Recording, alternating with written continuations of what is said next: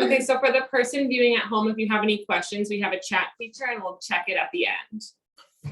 So this is Introduction to Smart and Safe Investing. I'm Lexi Heon. I'm a third-year law student at Seton Hall Law, so almost done. Just finished my finals yesterday, so I'm 5 out of my 6 semesters. After graduation, I plan on working at a law firm in New York City, hopefully in tax law, but we're still figuring it out. I just have a quick disclaimer here. So the materials available in this presentation and all accompanying documents, which I don't have any extra ones, people at home, you're not missing anything, are for informational purposes only and not for the purpose of providing legal, financial, or tax advice.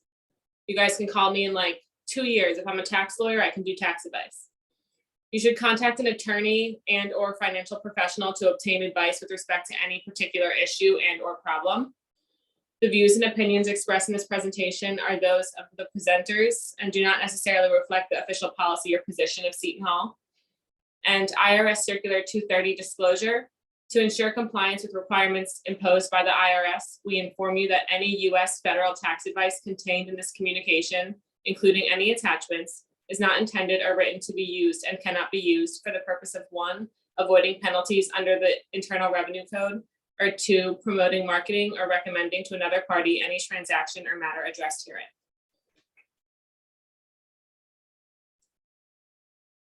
So on today's agenda, I'm going to tell you a little bit about the FINRA Investor Advocacy Program, which is who I'm here speaking on behalf of today. The challenges facing every investor, tips on avoiding investment pitfalls, and applying for and maintaining a credit card.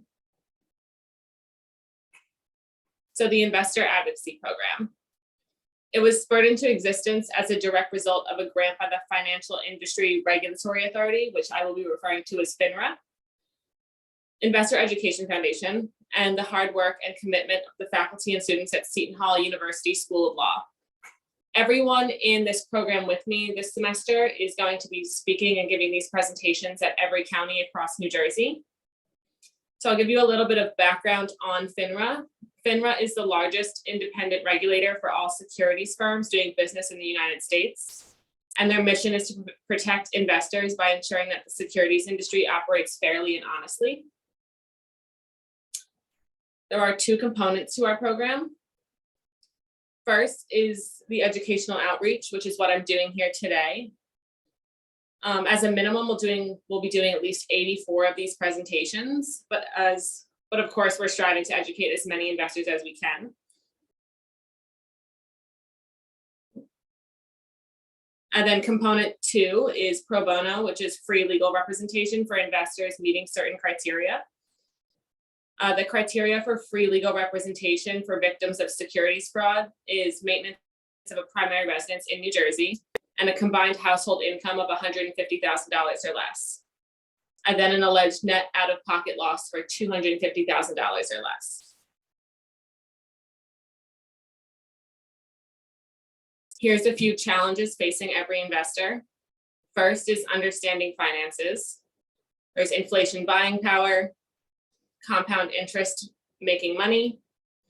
Next is understanding the different financial products, differences between saving and investing, variable annuities, and then finally, the reluctance to ask questions. So understanding inflation. I have one person in the room. So do you drive a car? Yeah. What kind of car is it? Honda Civic. Do you know if that vehicle costs more than your first home? No, it did not. No. Maybe more than your parents' first home? Yes. Yeah. So here's during World War II. Bread was about 15 cents. A car was a little bit less than $1,000. And a home was around $5,000. Today, bread is about $2.50. A car is a little less than $47,000. And a house is around $436,000. So technology has definitely made for more bells and whistles for both homes and automobiles. However, the utility has remained constant, A home's purpose is to provide shelter and a vehicle is to provide transportation. So why the dramatic difference in cost over time? The erosion of purchasing power of currency through inflation is the cause. Inflation is a general increase in the price of goods and services in the economy. When the price level increases, each dollar loses some of its spending power. And let's look at some examples. So we'll look at tuition because this is a big one for a lot of people. So here is the total tuition fees, room and board in a four-year institution. So in 1963 to 1964, it was about $1,286. And today that equates to about $9,936. So this is today's prices. So we're paying $37,600 a year at a private university, $27,564 at a public out-of-state university, and about $9,400 for a public in-state university. So in-state compares to back in 1960 to 1964. Do you want to take a guess at how much law school costs a year? I know it's not college anymore, but Yeah, I have an idea. I pay $60,000 a year. So inflation's not my best friend. Yeah. So how to make your money grow. So there's two ways to make money. You work for your money, which everyone knows about. Someone pays you to work for them, or you have your own business. And then you can make your money work for you. So you take your money and you save it or you invest it. Compound interest. So I'll start with a simple definition of compound interest. Compound interest is interest calculated on the initial principal, which takes into account all of the accumulated interest of the previous periods of a deposit or loan.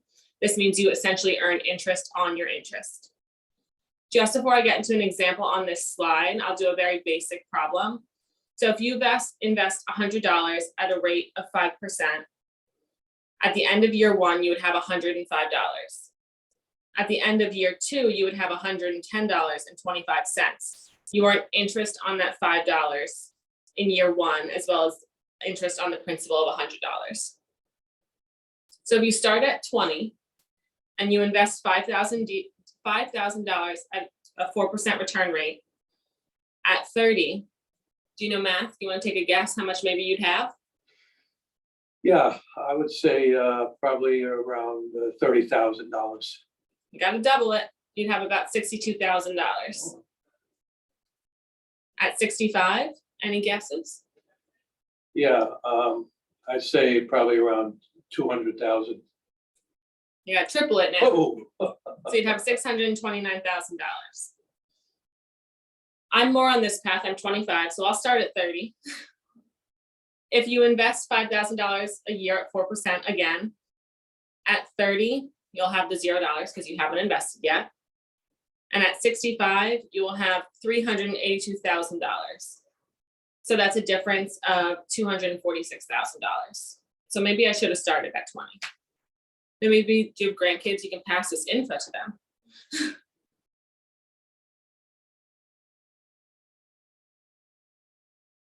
This is just showing you starting at 30 again, just for comparison, because we're going to do one more example. If you start at 40 and you invest at that same rate, at 40, you'll have $0 because you haven't invested yet. And at 65, you'll have $216,000. That's a difference of $166,000. Now I'll define a few basic types of products for you. Here is just a chart of them. Financial products are a way to get into the market, and there's two categories. We have savings and investing. Do you have a savings account? Yeah, I have them all. You have all these that are up here? No bonds, no commodities. We had a house, but we sold it. Okay, I'll just define each one of these. So a savings account is a basic financial product. It's a bank account that allows you to store your money and typically earns a modest amount of interest. I want to say mine is like 2%, if I'm lucky.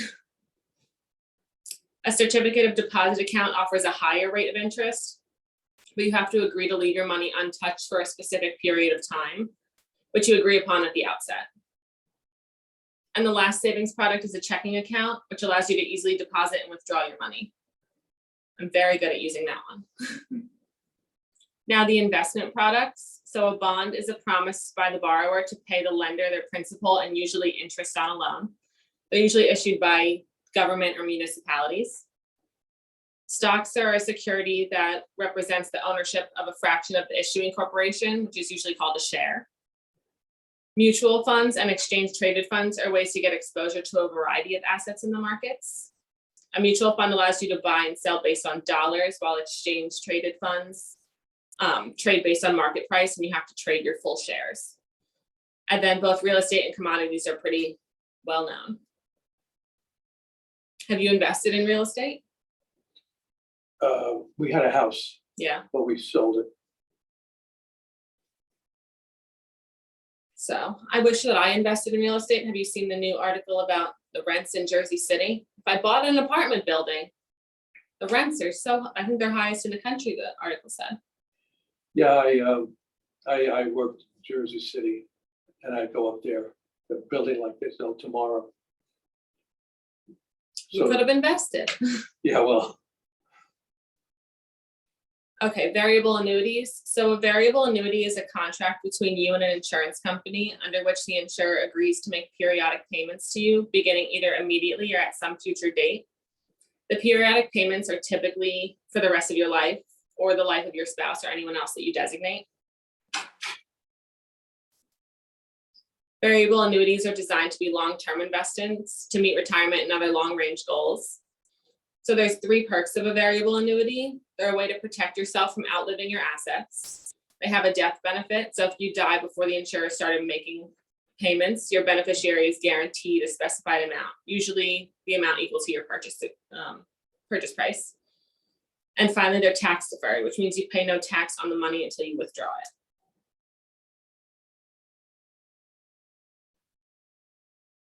Okay, one of my favorite things, a credit card. So you should know your credit score and what it means. Credit scores help issuers determine your credit worthiness or how likely you are to pay back a loan. Most credit cards have a credit score requirement that applicants have to meet to be approved. And there are 3 credit reporting agencies, Experian, TransUnion, and Equifax. They apply their credit reporting information and they each give you a FICO score. Next, you should think about what you're looking for in a credit card and consider your needs. Is your objective to earn cash back rewards or to build credit? Do you mind paying an annual fee? Some cards have annual fees and you must consider whether the annual fee would be worth it to you. This is really common in credit cards that give those nice bonus rewards. So you might consider if you would earn enough rewards to offset that fee that you're paying per year. You should also think about whether you'll be carrying a balance on your credit card or paying off your purchase in full. If you plan on carrying a balance, interest rates have a big impact on your month's payments. As of now, the average interest is about 19%, meaning that if you'll pay 19% interest on the balance you carry over a year. And then you should learn some credit card terms. So I'll define each one of these for you. An annual fee is a yearly fee for a use of a credit card charged by the card issuer. The APR is the annual percentage rate. This is the interest that will be applied to your credit account during a billing cycle. You generally pay interest if you carry balance or you pay your bill late. Balance transfer is when you move debt from one account to another account, such as moving debt to a card with a lower interest rate. Cash advance is a loan you can take out against your credit card limit. It's similar to a debit card, but it's with a credit card. And typically these are subject to high APRs and fees. Penalty fees are fees that can occur if you pay a bill late, your payment is returned to you, or you've exceeded your credit limit. And foreign transaction fees is a fee that you pay each time you make a transaction outside of the United States.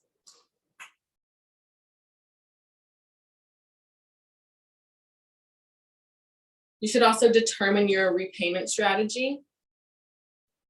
One way to pay your credit card is once a month on time and in full. If you do this, APRs do not apply because you're not paying late or carrying a balance.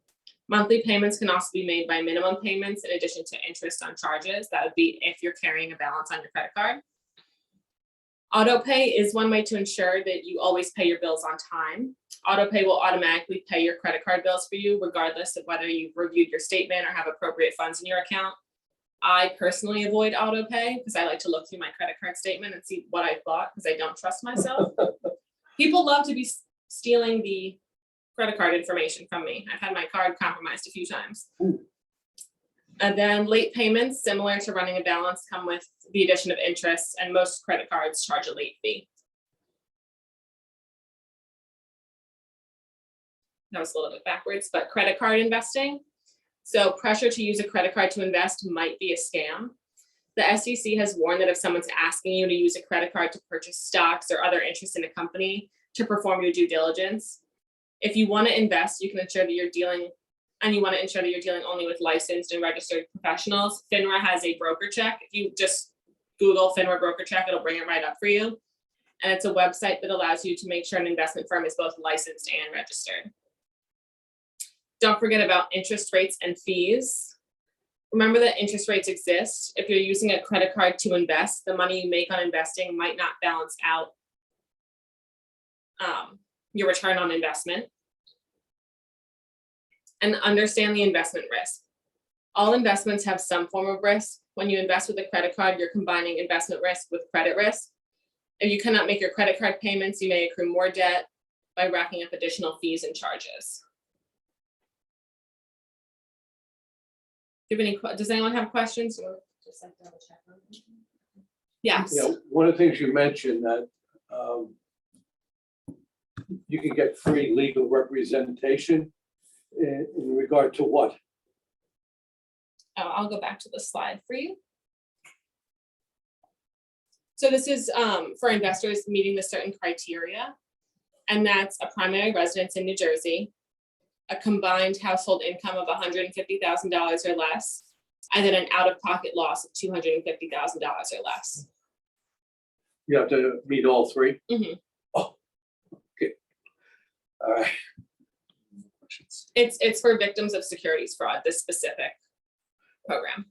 And if you, not that I'm not in that position, but how would one go about getting legal representation? I have a contact at an email address at the end of this presentation. We can write it down for you too, and you can always email. Oh, okay. What's the fee on the overseas using your credit card? I didn't know that existed.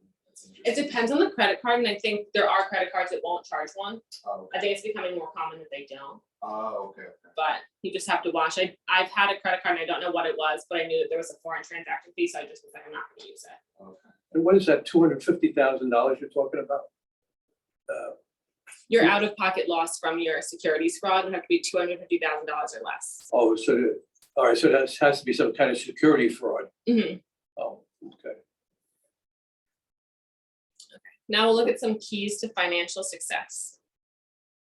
Make a financial plan. So you need to understand your current financial situation. You can create a budget of your income and your expenses. Start saving and investing as soon as you've paid off your debts. This is just a little bit of a chart to show how to figure out your current financial situation. So if you took your assets and your liabilities and just kind of calculated them all together, how much cash you have, your checkings account, your savings, real estate, retirement accounts.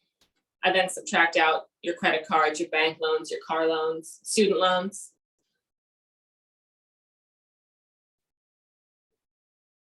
Know your income and expenses. So this would be your monthly expenses. You could also just calculate this as an example. Things that you're spending every month, rent or mortgage, your telephone bill, utilities, food.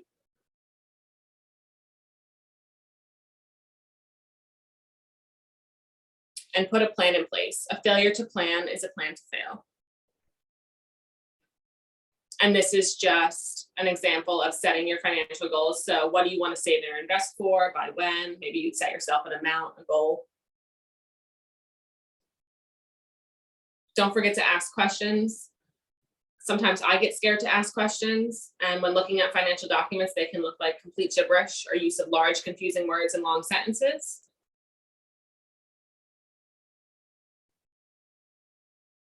But instead, if you ask questions and seeking help, you get those documents back to reading as clear English.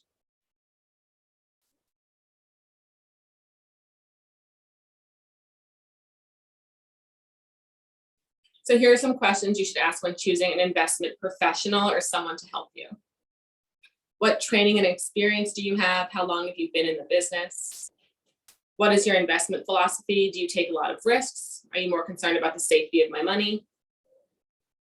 Describe your typical client. Can you provide me with references, names of people who have invested with you for a long time?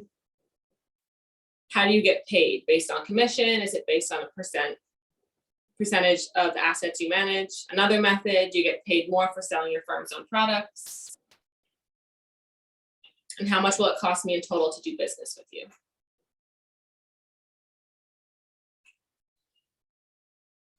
So this is a screenshot from finra.org. If you go to that website, you can click on a page specifically for investors and then select choosing an investment professional and seek answers to questions as well as personalized assistance.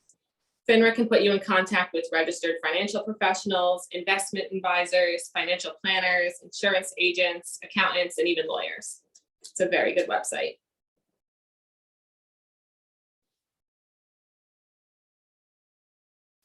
Here are some questions you should ask when you're choosing an investment product. So we're switching from a professional to a product. How will the investment make money? How is this investment consistent with my investment goals? What must happen for the investment to increase in value? How liquid is this investment? How easy would it be to sell if I needed to make money right now? What are the risks? Where can I get more information? It's always a good idea to write down everything your investment professional tells you, and accurate notes can come in handy if there's ever a legal problem. And these are a few resources for finding investment product assistant: saveandinvest.org, investor.gov. There is FINRA broker check again.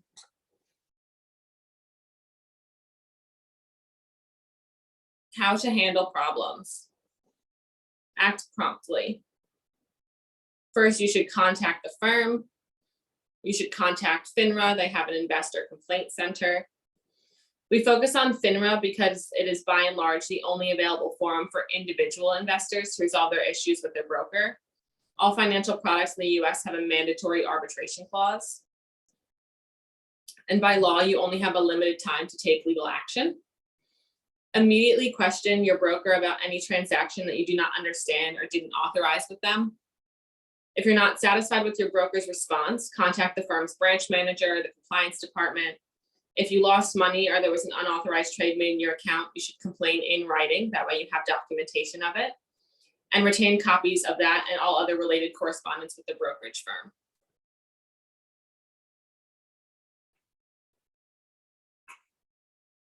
So your investment decreasing in value or losing money does not necessarily mean that your firm or broker engaged in misconduct. Investments in most securities involve risks. So just because the market is a little bit volatile doesn't mean in and of itself that's actionable.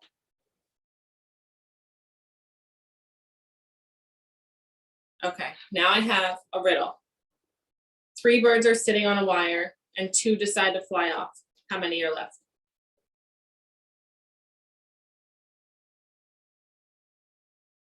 One.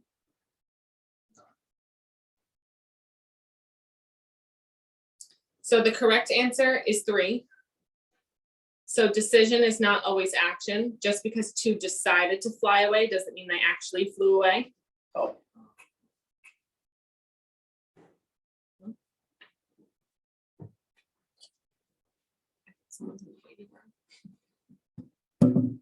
So decision is not action, action is action. And action is what makes a difference.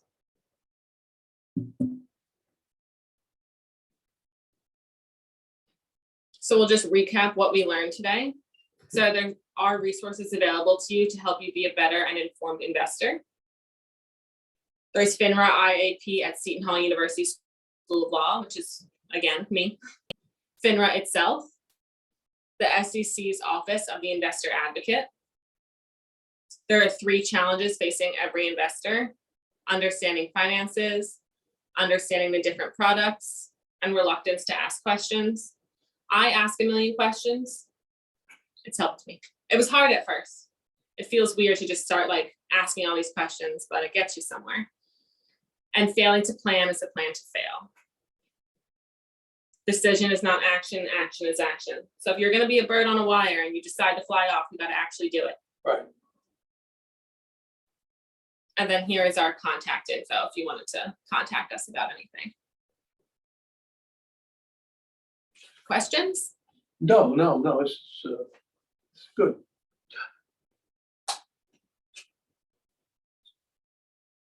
Do you have, can I, do you have that FINRA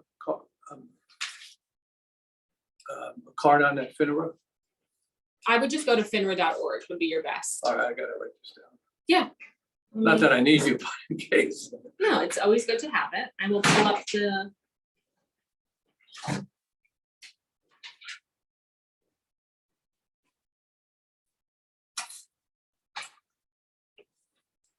So this is finra.org. FINRA. And then I'll go back to our contact information for you.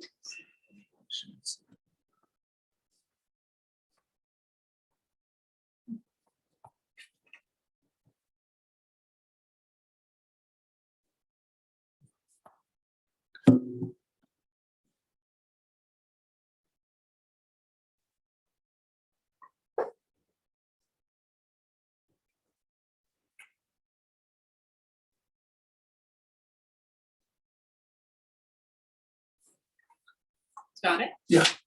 What I can do really quick, if it stays, okay. You wanna hold on to that? You have to write anything down. If we go to finra.org here, oh, I have no internet, hold on. 1 second. Go off back here, it's free. I have also a hotspot.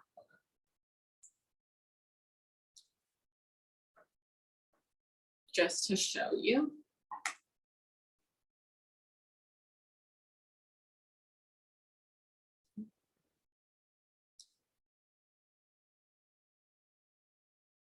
Up here, this is just finra.org, so up here is their broker check. This is everything you can do in there. Why use it, more information, searching individuals and their firms. So if you go over here to for investors, there's a whole page. You can file a complaint, dispute resolution, choosing an investment professional, the basics, the products, which we kind of went over today. So this is all free, right? So Mhm. when you go to look for like an investor, that's when you will pay someone, I'm assuming, right? But that part is not free. I don't think that part would be free. Okay. I don't know if there's anyone that does it for free. Okay, yeah. But this helps you get connected to with people that you know are licensed and registered instead of just kind of someone random. Okay. It's a safer way to choose a professional. Do you provide a listing of brokers and, We don't endorse any specifically. oh, okay, I would use FINRA if you wanted to have help finding one. But you see it, there's investment advisors. I can hit learn more, insurance agents, accountants, lawyers. So, but they have investing, they have protect your money, which is again, avoiding fraud.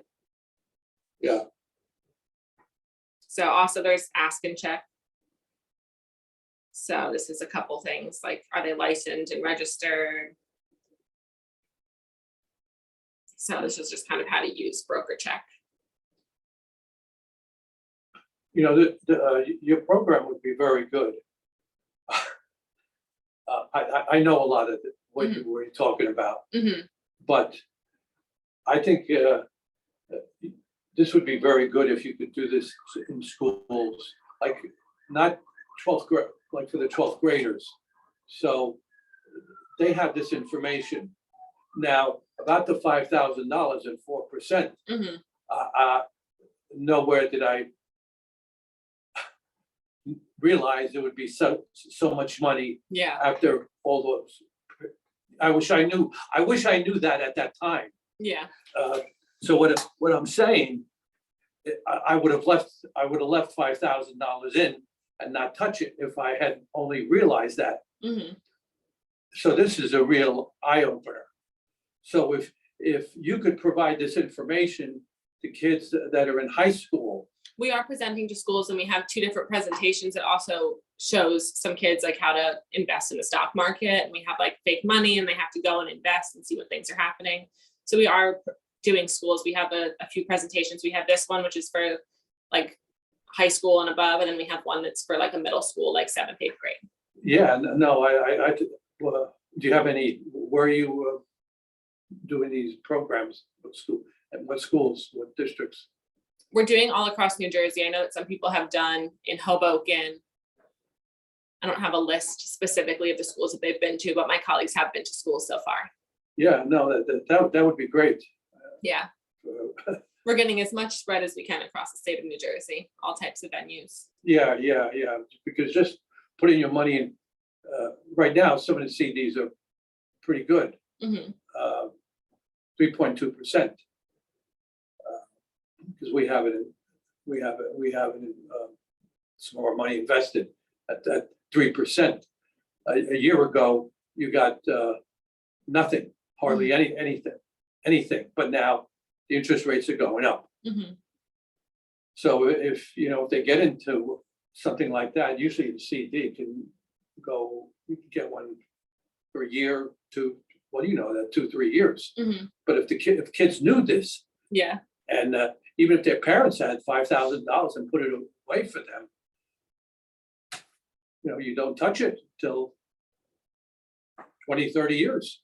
You Yeah. have a nice, Well, is it only, you put the 5,000, but you gotta put 1,000 every year now, but it's at a rate of 4%.